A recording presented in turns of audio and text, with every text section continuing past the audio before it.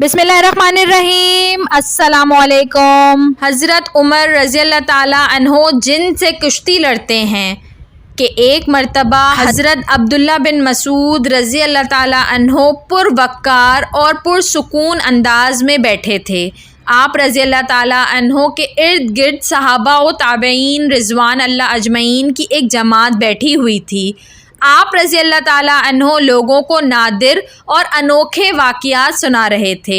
इसी असना में आप रज़ी अल्लाह ताला अन्हो ने फरमाया, रसूल अल्लाह सल्लल्लाहु अलैहि वसल्लम के एक सहाबी रज़ी अल्लाह ताला अन्हो की मदीने की किसी गली में एक जिन से मुलाकात हो गई।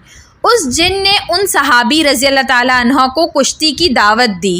चुनाचा उनकी कुश्ती हुई तो उन सहाबी रज़ी अल्लाह ताला अन्हो ने उस जिन को पछाड़ दिया।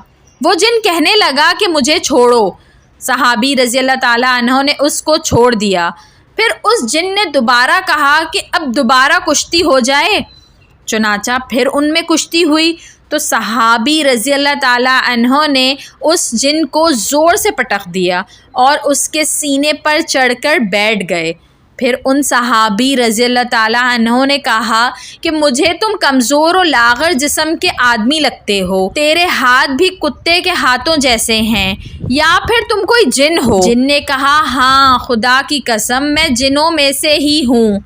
सहाबी रज़ी अल्लाह ताला अन्हो ने फरमाया, मैं उस वक्त तक तुम्हें छोड़ूंगा नहीं जब तक तुम मुझे वो दुआ नहीं बता दोगे जिसके ज़रिए हम तुम्हारे असर से महफूज रह सकेंगे।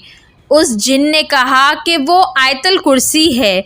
किसी ने हज़रत इब्ने मसूद रज़ी अल्लाह ताला अन्हो से पूछा कि वो सहाबी रज़ी अल्लाह ताला अन्हा कौन शख्स थे।